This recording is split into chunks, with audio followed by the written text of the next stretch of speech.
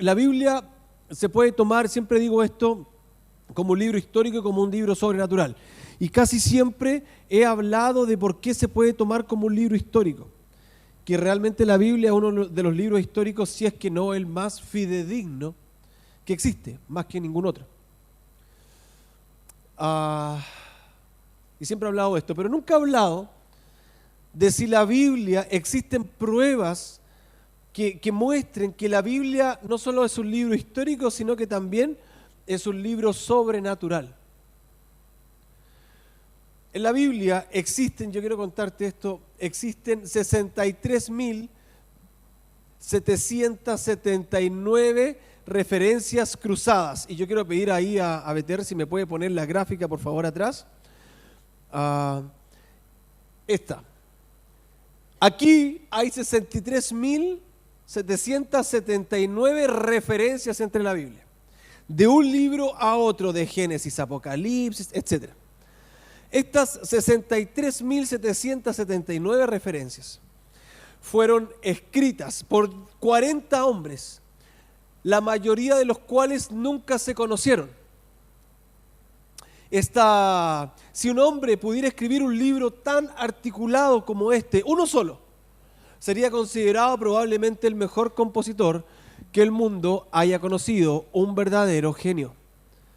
Y la Biblia no solamente fue escrita por 40 hombres, sino que también fue escrito en 3 idiomas distintos: griego, hebreo y arameo. Y fue escrito en 3 continentes distintos: Europa, Asia y África. Y no solo fue escrito en 3 continentes, sino que fue escrito durante un periodo de 1500 años. Y cada una de esas referencias, de esas 63.000 referencias, coinciden exactamente entre ellos. La Biblia no es solo un libro, son 66 libros que los hombres escribieron bajo la guía divina del Espíritu Santo. La Biblia es el libro más leído en toda la historia de la humanidad.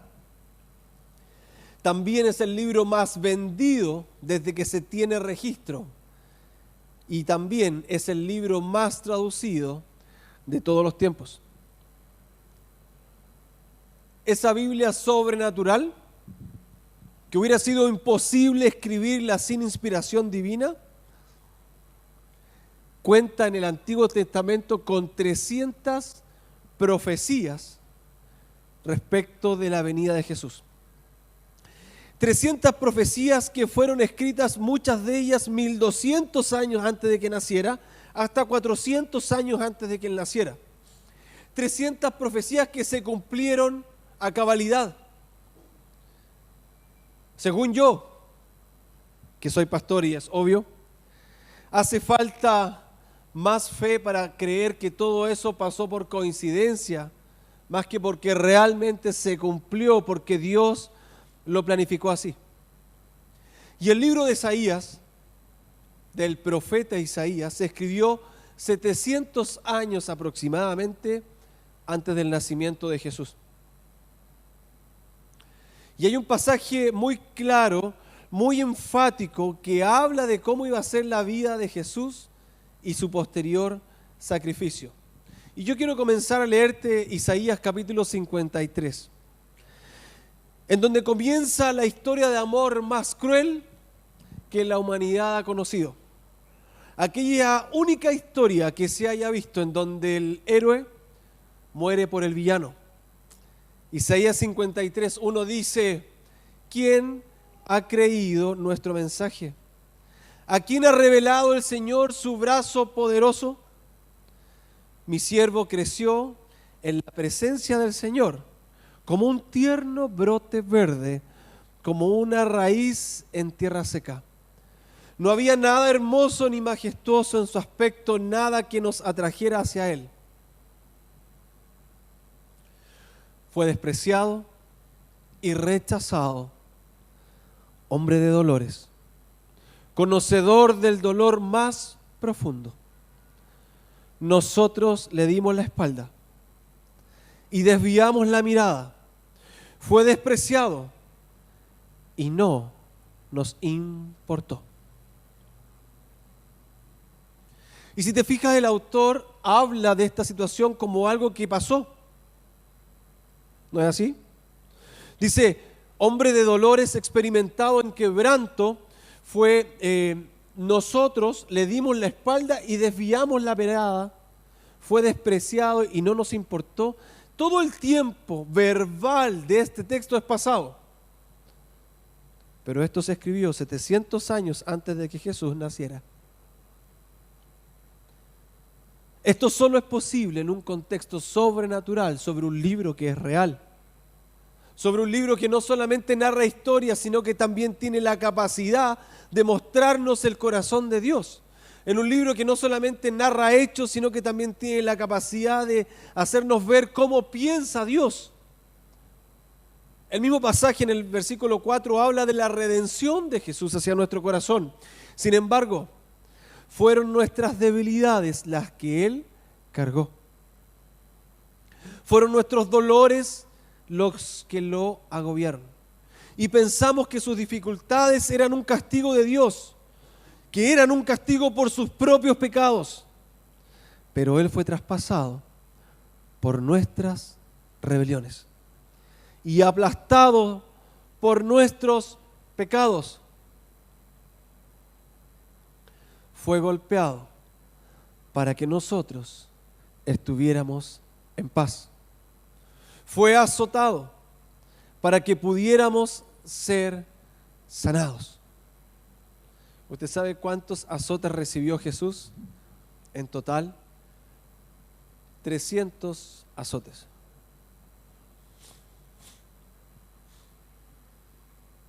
¿Cuántos aquí cuando eran niños los papás les dieron correazo? ¿Nadie? ¿Solo yo? Son varios, ¿no? ¿Cuánto les daban? 3, 5, 10, dependiendo del tamaño del condoro. Imagínate 300. Pero 300 que no eran solo correazos. 300 con un látigo que tenía 7 puntas metálicas.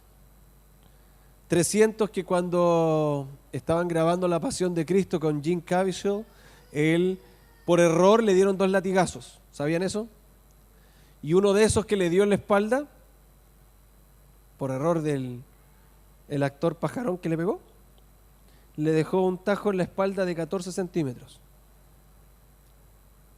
Imagínate 300.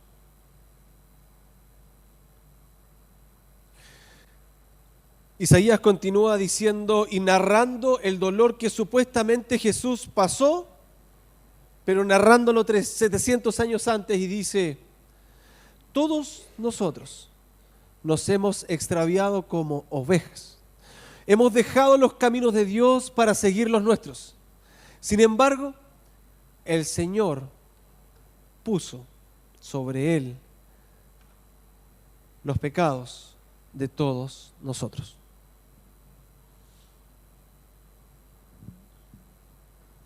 El sacrificio de Jesús cuando está en la cruz, mientras que Él está crucificado, termina con una frase que muchos hemos escuchado, que dice: consumado es. ¿Has escuchado esa frase? Él está crucificado, mira al cielo y le dice a Dios: consumado es. Que en el fondo lo que está diciendo es: papá, terminé. Padre, estoy listo. Llévame a casa. Está mostrando al Creador siendo sacrificado por la creación. Había venido a buscar lo que se había perdido. Aquel que participó en la creación relatada en Génesis, ahora había logrado que esa misma creación que se había perdido pudiera volver a casa. El libro de Lucas dice: porque el Hijo del Hombre vino a buscar lo que se había perdido. Fue consumado, fue terminado, fue concluido, se acabó. Lo logré. Fue difícil, pero llegué al final. La frase consumado es incluso más profunda de lo que nosotros entendemos. Esta frase es narrada en ese momento en el idioma griego, que significa, en griego significa tetelestai. Y esta misma palabra era usada en tres contextos: en el contexto de negocios, en el contexto de una corte judicial y en un contexto militar. En el contexto de negocios se usaba esta palabra tetelestai para explicar que una deuda había sido pagada. Señor, yo tengo mi casa hipotecada, terminé, señor banco, aquí voy a adelantar las cuotas, pagué los 5 años que me quedan porque me conseguí el dinero, vendí algo y lo pagué, y el banco toma eso y empieza los trámites para quitar la prenda, para quitar la hipoteca, y le dice, tetelestai, consumado es. Era usada en esos años también cuando tú ibas a la cárcel, pagabas tu deuda con la sociedad, pasaban los años y luego salías, cumplías tu condena y salías, y el señor juez te decía, señor, usted robó, pagó 5 años en la cárcel, ya eres libre, pagaste tu deuda, tetelestai. Era usado en el contexto de la guerra cuando ésta había sido ganada. Señor rey, ganamos la batalla, tetelestai. Y el Señor Jesús, cuando termina, mira al cielo y dice, tetelestai. Por ti, por tus próximas generaciones, por aquellos que aún no nacían y no pensaban en nacer, tetelestai. Tu deuda fue pagada. No solamente es un tema romántico, sino que es un tema teológico que tiene trascendencia en la historia. Tetelestai, consumado es, y terminé por fin. Pensé que no lo iba a lograr, pero aparte de eso, logré perdonarte. Logré pagar tu deuda. Fue difícil, pero lo logré. El versículo 7 dice, fue oprimido y tratado con crueldad. Sin embargo, no dijo ni una sola palabra. Como cordero fue llevado al matadero, y como oveja en silencio ante sus trasquiladores, no abrió su boca. Al ser condenado injustamente, se lo llevaron. A nadie le importó que muriera sin descendientes, ni que le quitaran la vida a mitad del camino. Pero lo hirieron de muerte por la rebelión de mi pueblo. Él no había hecho nada malo y jamás había engañado a nadie, pero fue enterrado como un criminal y fue puesto en la tumba de un hombre rico, que posteriormente supimos en los evangelios que se llamaba José de Arimatea. Pero ¿por qué Dios decide dar a su Hijo en sacrificio por nosotros? ¿Por qué Dios decide enviarlo para esto? La Biblia dice, porque de tal manera amó Dios al mundo que ha dado a su Hijo unigénito para que todo el que en Él crea no se pierda, sino que tenga vida eterna. Porque cuando leemos esto debemos entender que al final del día no fueron los clavos los que sostuvieron a Jesús en la cruz. Porque si tú y yo hubiéramos estado clavados, habrían sido claramente y físicamente los clavos los que nos mantienen ahí y no podríamos escapar de eso, ¿no es así? Pero en el caso de Jesús era todopoderoso. Él podría haber escapado de sus manos y sus pies clavadas al madero. ¿Por qué no lo hizo? ¿Qué fue lo que mantuvo a Jesús crucificado ahí?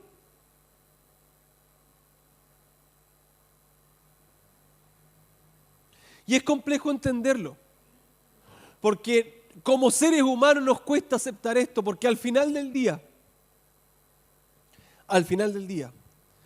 lo que sostuvo a Jesús en esa cruz fue el amor por ti, fue el amor por la humanidad. Tal como escribió Rick Warren en su libro, mientras que Jesús estaba clavado en esa cruz, con las manos sostenidas por su amor, decidiendo hacerlo solo por amor,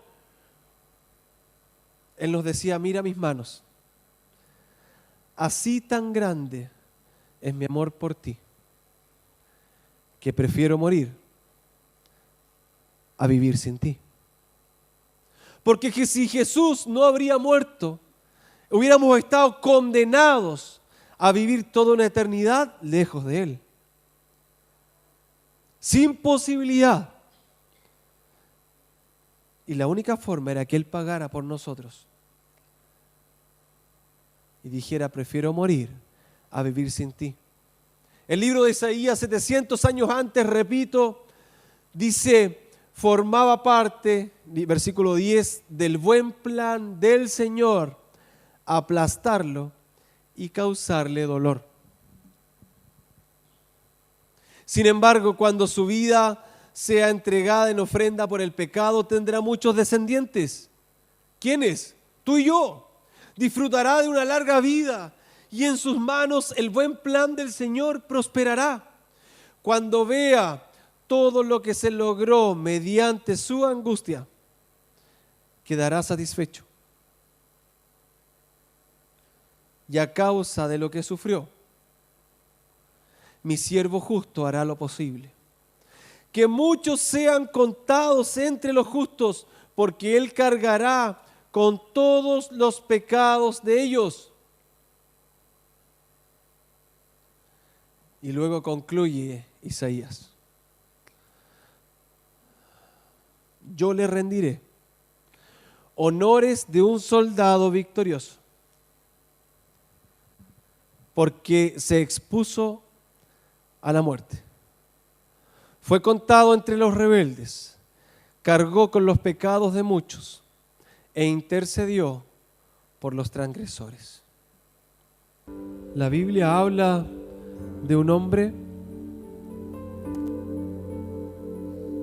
que estuvo crucificado al lado de Jesús, que era un ladrón, que incluso era más que un ladrón, era un asesino, porque no solo robaba a cualquiera, sino que él hacía portonazos,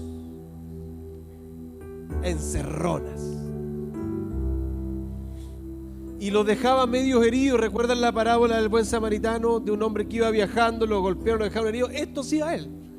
Asaltaba a los viajeros, los golpeaba, los mataba y se robaba sus cosas. Y ese hombre narra la Biblia que le dice a Jesús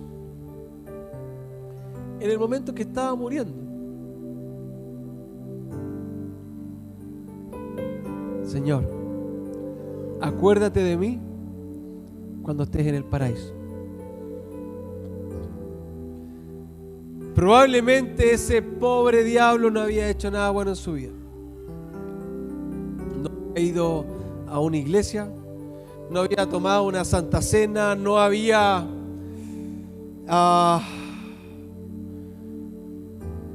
criado hijos, no se había bautizado, no había servido en alguna iglesia, no había conocido a un pastor en su vida, no había dado un diezmo. Y Jesús le dijo: de cierto te digo que hoy estarás conmigo en el paraíso. Fue la oración más simple y más corta de la historia: acuérdate de mí. Pero no dijo amén, ¿no? No dijo en el nombre de Jesús, herejía. Acuérdate de mí. Más nada. Acuérdate de mí. Y es que la Biblia habla, dice que nosotros somos justificados gratuitamente por su gracia, mediante la redención que es en Cristo Jesús.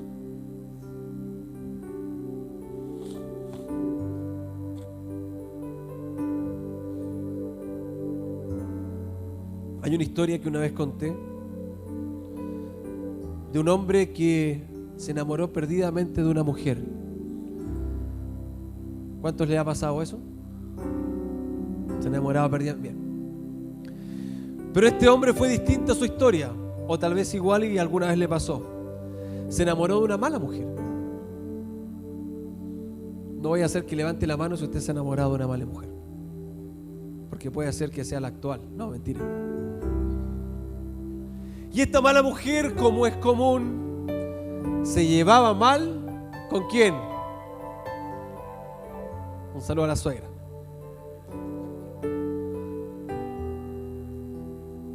Y si usted cree que su señora a usted le hace problemas por su suegra, este era peor, porque le pidió que la matara.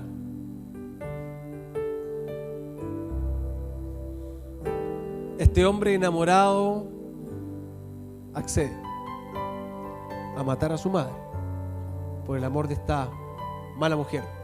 Era tóxica la galla. Y va, y la historia dice que él mata a su madre, y la mujer esta con que él estaba le pidió como prueba de que la había matado, que él le trajera su corazón. ¿Han escuchado esta historia alguna vez? Le trae el corazón, y cuando él mata a su madre por amor a esta mala mujer, toma el corazón y va corriendo, y mientras que él va corriendo apresurado para llevarle ese corazón a su amada, se tropieza y cae, y el corazón cae más allá. La historia cuenta que cuando esto sucede, del corazón sale una voz que le dice: hijo, ¿te hiciste daño? ¿Estás bien?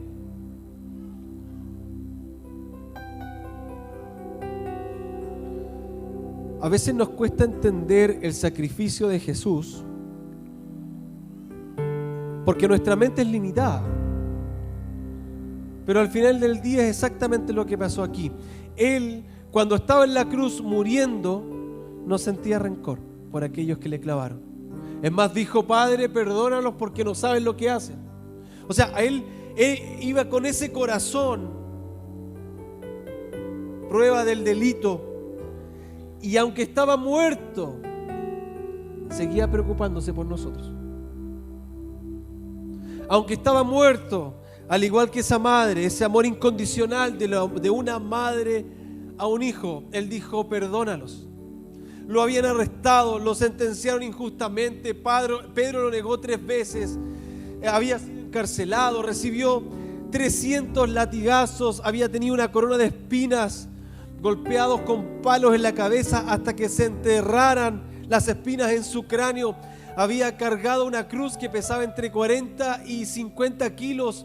Probablemente sus hombros estaban ya sin piel y dislocados por el peso que tuvo que cargar.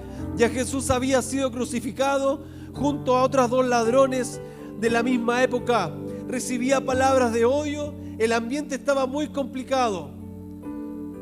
Frases despectivas como: si eres el Hijo de Dios, bueno, sálvate. No puedes salvarte a ti, ¿qué vas a salvar a otros? Y en medio de eso se escucha: Padre, perdónalos. Pero lo estaban matando, sí, pero perdónalos. Y es que Dios quiere que entiendas algo, como escribió en su libro C.S. Lewis, el autor de las Crónicas de Narnia, dijo: muere antes de morir, después ya no hay más oportunidad. Porque Dios quiere que te encuentres con la cruz, pero no con esa cruz que celebramos cada Semana Santa, no con esa cruz que está en cada cúpula de una iglesia, que es algo histórico, o probablemente que representa la plaza de armas de una ciudad, donde tú llegas y dices: ¡ay, qué linda la catedral, vamos a hacer turismo!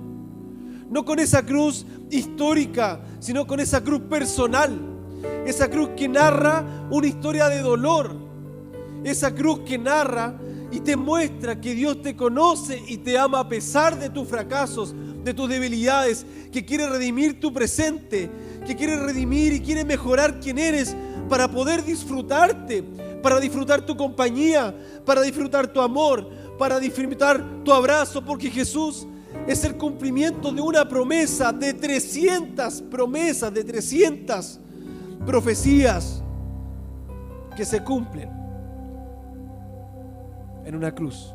Una cruz que te recuerda cada día que eres amado, que no estás solo.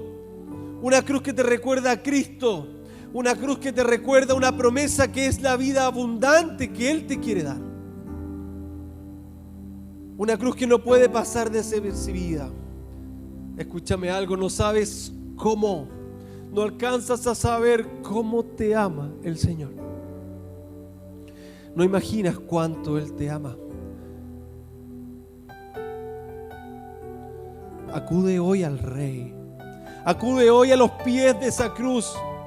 Sí, Señor, yo sé que he hecho estragos con mi vida, sé que lo he pasado mal, sé que me he equivocado y que probablemente soy el que más se equivoca, soy la oveja negra en mi familia, todo me molesta, como sea, lo he arruinado. Yo también. Pero esa cruz se pone de pie como algo más allá que solo un símbolo, como algo que tú cuando la miras consigue recordarte que eres amado. Eres amado. No es solo un símbolo. Eres amado. Y yo no sé cuál es tu situación familiar. Yo no sé cuál es tu situación sentimental. Yo no sé cómo lo estáis pasando, pero eres amado. No estás solo. Pero esto se tiene que concretar con una decisión personal por Él. Eres amado.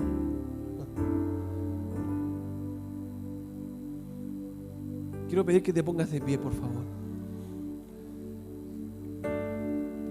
Y que me ayudes cerrando tus ojos.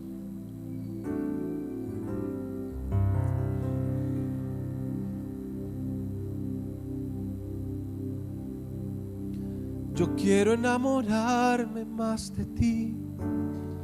Enséñame a amarte y a vivir conforme a tu justicia y tu verdad. Con mi vida quiero adorar. Todo lo que tengo y lo que soy, todo lo que he sido te lo doy. Que mi vida sea para ti como un perfume a tus pies. Yo quiero saber cuántos aquí son como ese ladrón que a pesar de no haber hecho nada bien, de estar muriendo como lo despreciado de la sociedad, a pesar de todo eso, dijo: acuérdate de mí. Y esto no se trata de una iglesia, no se trata de un pastor. Yo quiero que entiendas eso. No se trata si te gusta Simple Church, la iglesia de la esquina, la de la otra esquina. Se trata de tu relación con Cristo. Si Cristo murió por ti, y no murió para que te hicieras miembro de nosotros, murió para que tú salvaras tu corazón y te acercaras a Él. Murió para que te enamores de Él. Porque muchas veces es como un novio incomprendido, despechado, enamorado de ti, tanto que dio su vida por ti, pero no correspondido por nosotros.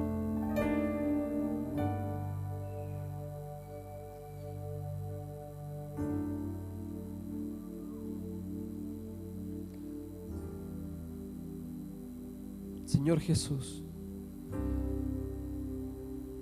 Señor Jesús, toca nuestras vidas hoy. Muéstrate en medio nuestro.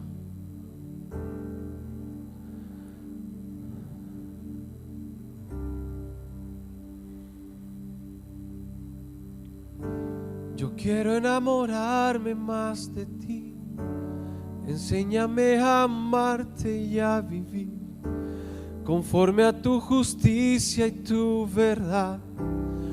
Con mi vida quiero adorar todo lo que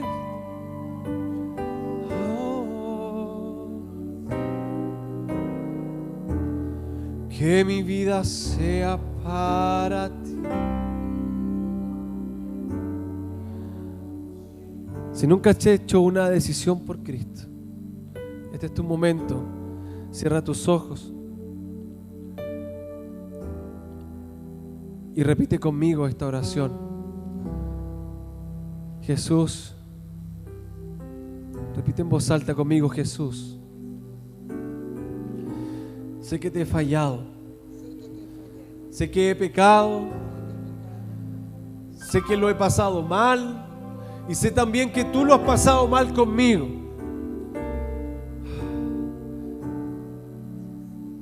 Pero hoy quiero que me aceptes. Dios, hoy corro esa cruz. Perdóname. Entra en mi vida. Hazme parte de tu familia. Entra en mi vida, por favor. Te amo, Dios. Entra en mi vida. Perdóname. No te vayas nunca. Enamórame. Te amo. Hazme tu hijo. Vuelvo a casa. Vuelvo a los brazos de mi Padre. Vuelvo a casa.